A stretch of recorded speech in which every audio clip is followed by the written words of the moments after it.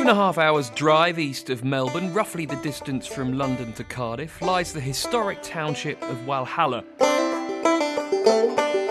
This was one of Australia's richest towns and home to more than 4,000 people following the discovery of gold in the area in 1863. Life in Walhalla was tough though, with miners forced to endure fires, floods and disease. But the lure of gold made this mountain outpost a vibrant place with shops, breweries, churches, its own newspaper and 15 hotels, one of which, the Star Hotel, has been lovingly restored by owner and local tour guide Michael Leaney. How significant a role did the Star Hotel have to play in Walhalla in the 19th century? Well, the Star Hotel was one of the first hotels to be built in Walhalla. It was built in 1873, and it was the only hotel to survive the gold era. Most of the other ones closed in 1914 when the mines closed, but it lasted up until 1951 when it was unfortunately destroyed by a fire. It was very much a social centre. I mean, everyone enjoyed a beer in those days, and being located at the junction in Walhalla, it was one of the grander buildings with a very ornate ironwork veranda. Now, if one wants to have a good time here now, what are the kind of things one should be doing? Well, there's certainly lots to see and do, and one of the main things I always recommend people to do is to go and do a tour of the Long Tunnel Extended Gold Mine, where you can actually go and see the original gold workings, because that's basically what Walhalla is all about, is gold. Let's go and do it. Okay, no problem.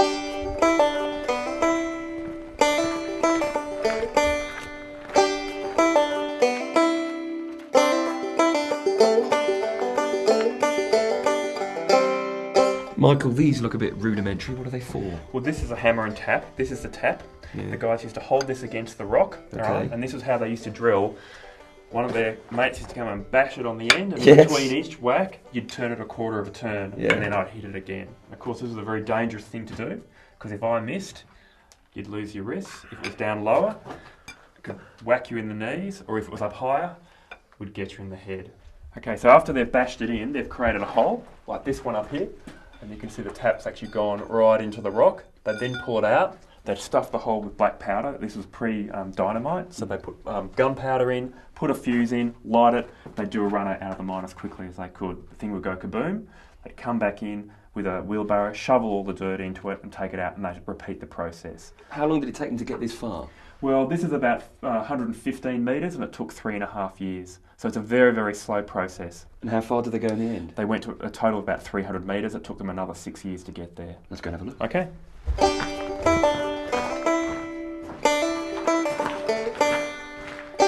Whereabouts are we now then? Well, this is the main chamber in the mine. This is where they had all their steam equipment, so they had boilers in here, they had winches, compressors, etc., to run all the mine shafts and the adits that are below us.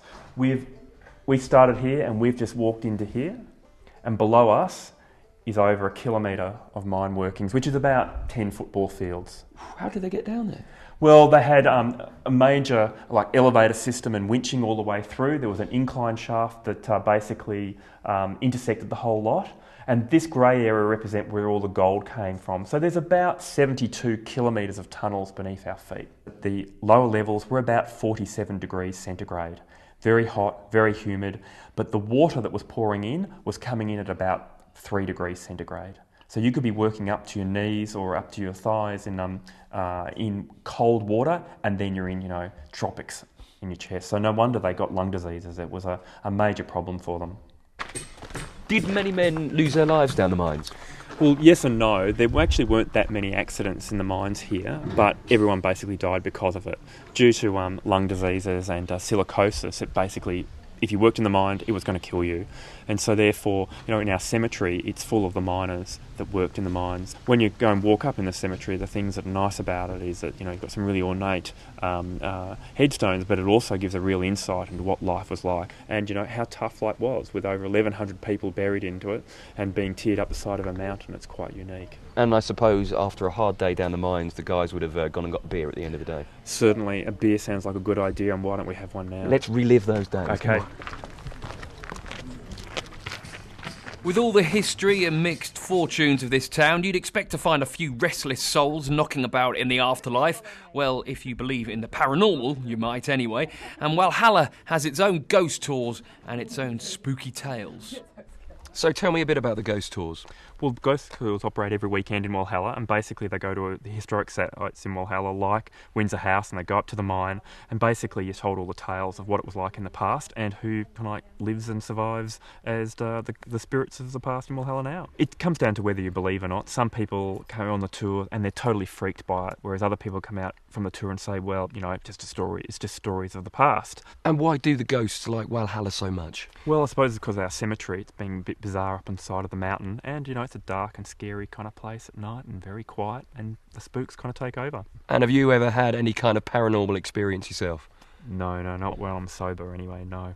Walhalla's not just a fantastic place to visit to take in the history and heritage, it also offers many other activities, from cross-country skiing, tobogganing and horse riding, to whitewater rafting, four-wheel driving and fishing.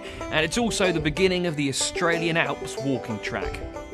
And if that leaves you out of breath, simply sit by the river with a picnic and soak up the idyllic beauty of these mountains.